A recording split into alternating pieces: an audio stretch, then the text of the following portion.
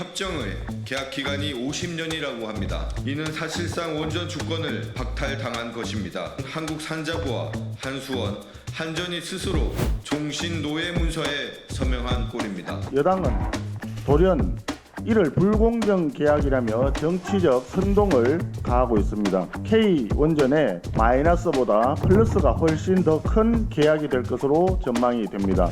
윤석열 정부 당시 체코 원자력 발전소 수주 과정에서 한국수력원자력과 한국전력이 미국의 웨스팅하우스와 맺은 합의를 두고 여야 간 대립이 팽팽합니다. 특히 윤 대통령의 이번 체코 공식 방문을 계기로 한 체코 간의 원전 동맹이 구축될 수 있을 것으로 봅니다. 한미가 앞으로 글로벌 원전 시장에서 글로벌 원전 동맹 파트너십을 구축할 수 있을 것입니다.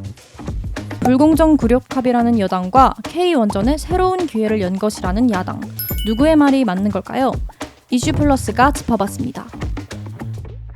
논란의 시작은 1997년으로 거슬러 올라갑니다. 원전 기술이 없던 한국은 웨스팅하우스의 전신인 ABBC에 기술 사용료 3천만 달러를 내고 미국 원전 기술을 보고 배울 수 있는 협정을 맺었습니다.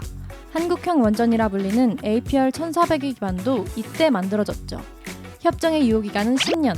하지만 2007년부턴 미국 기술을 계속 써도 되는지, 한국형 원전이 독자성을 인정받는 건지 관련 논의가 없었습니다. 그런데 이 문제가 한참 뒤인 2024년 다시 불거집니다. 우리나라가 약 26조 원에 이르는 체코 원전 사업을 따냈는데 웨스팅하우스가 이 합의의 공백을 파고든 겁니다. 웨스팅하우스는 지식재산권 침해를 이유로 체코 정부에 진정을 냈고 계약은 보류됐습니다. 그리고 올해 1월 한수원과 웨스팅하우스가 극적 합의를 이뤄냅니다. 다만 합의 내용은 비공개였죠. 우리는 다 아시다시피 50여 년 전부터 선진국의 기술을 빌려오고 얻어오고 사와가지고 지금 대한민국에 이르게 된 거죠. 기술에 관한 한 우리는 후발주자였습니다. 이 후발주자는 어느 나라나 상관없이 이 원천 기술의 족쇄에 갇혀 있게 됩니다. 이제는 충분히 자립을 했으니까 이제 기술료를 주지 않아도 된다는 게 우리의 입장인데, 일단락될 줄 알았던 논란은 비공개였던 합의 내용이 알려지며 시작됐습니다. 우리나라가 체코 원전을 포함해 앞으로 50년간 원전을 수출할 때마다 1기당 1조 원이 넘는 돈을 웨스팅하우스에 지급해야 한다는 조항.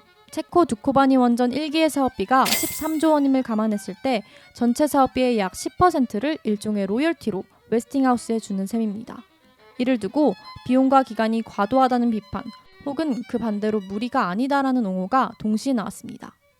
걔네들 말을 안 들어주면 체코 사업이 완전히 물거품이 되니까 그 사업을 잡기 위해서 웨스팅하우스하고 그런 계약을 들어줄 수밖에 없는 딜레마가 있었던 거죠.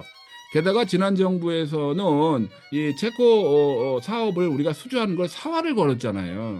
그저 궁지에 몰린 상황에서 계약을 맺었기 때문에 보통 20년, 30년 이렇게 해서 기간이 정해져 있는데, 원자로하고 관련된 이런 첨단 기술과 관련된 지적재산권의 경우에는 제도가 없습니다. 의뢰 입장에 서 있을 경우에는 참 안타깝게도 50년보다 더 긴 계약 기간을 가져갈 수도 있는 것이 그 치열한 통상 협상의 현실입니다. 의뢰 아픔이라고 할 수가 있는 거죠. 논란이 된 합의 내용 두 번째, 바로 웨스팅하우스의 기술 자립 검증입니다. 문제가 된 한국형 원전뿐만 아니라 소형 모듈 원전 SMR과 같은 차세대 원전을 수출할 때도 웨스팅하우스의 기술이 들어가진 않았는지 검증 과정을 통과해야 한다는 것. 사실상의 수출 사전 허가가 필요하다는 겁니다. 왜 이렇게까지 양보를 한 걸까요? 웨스팅하우스 입장에서는 우리한테 신뢰를 잃었어요. 만약에 이런 조항을 빼려면 이번에 우리가 하는 SMR 기술은 독자적 기술이기 때문에 니네 거 원천 기술 안 쓰고 있다. 우리가 원천 기술이라는 확신, 그걸 걔네한테 보여주면 되죠. 그거 입증하면은 그걸 보여줬으면 걔네가 물러섰을 것 같은데.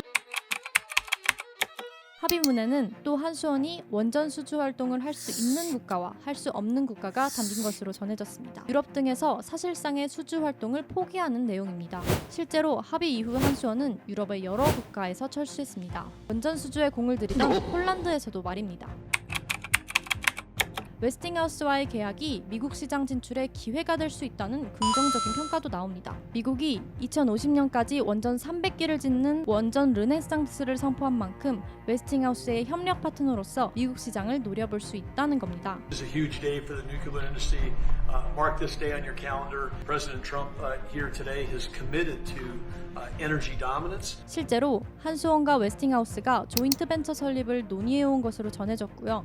몇 안 되는 시공 능력을 가지고 있는 가 중에 하나입니다. 기술료 수익을 너무 많이 포기했다고 해서 지금 당장 우리의 원전 사업이 가능성이 없어지는 것은 일 수도 있다. 기술료보다 더 많은 수익을 올리도록 노력하는 것이 기술 후발 국가인 우리의 나아갈 길이 아닌가. 하지만 미국 진출을 통해 우리가 얻을 과실은 그리 크지 않다는 의견도 있습니다. 다 지려고 그러면요 한 100년 걸릴 겁니다. 한국이 그렇게 많은 건설 제작에 다 우리가 해줄 수가 없어요. 전체 중에 우리가 담당할 수 있는 거는 그 중에 일부다. 한미 정상회담에서 관련 내용이 구체화됐다는 이야기는 나오지 않았는데요. 총 사업비 26조 원 체코 원전 수출, 축배를 들어야 할 성과 뒤에 따라붙은 불공정 계약 논란. 산업부가 국민들의 의구심을 좀 해소할 수 있도록 진상 파악은 좀 보고해라라고 이제 비서실장이 따로 지시가 있었습니다. 정확한 조사를 기반으로 진단이 이뤄져야 한국 원전 수출의 장기 전략도 고민할 수 있게 될 겁니다.